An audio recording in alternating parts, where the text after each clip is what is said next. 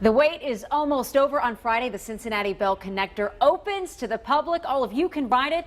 WCPO.com's transportation and development reporter Pat LaFleur has been covering this story since it was just an idea a few years ago, really.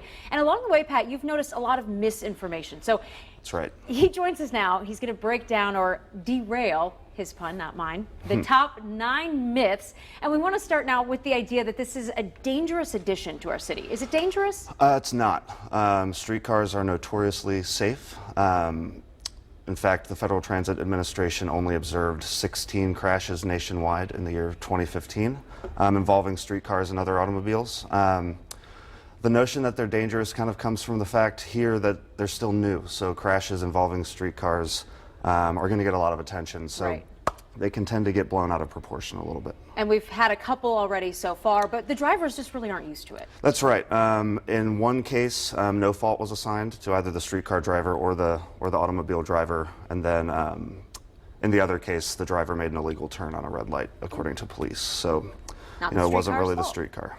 Well, another big concern with this project, and we've been following this all along too, the cost. Where does that stand? Yeah, so to build it was about $150 million. But that came in under budget, it turns out, as a number of the construction projects involved ended up costing significantly less, about $2.5 million less, it turned out to be. Wow, okay, yeah. Not too bad. And finally, one of the myths that you debunked in this column is this really just a tourist attraction? That's kind of how people, opponents of the streetcar, were talking about it from the beginning, kind of something to help out-of-towners get around downtown and OTR while they're here. That's really not the case. The system was built to light rail specifications, which means that eventually, if it expands, it could connect to a larger regional light rail system that could hold bigger vehicles. So it's a legit transportation system for sure. And that will likely be dependent on if people are riding it. That's right, and that's kind of the next question. Are people going to actually ride this? So only time will tell.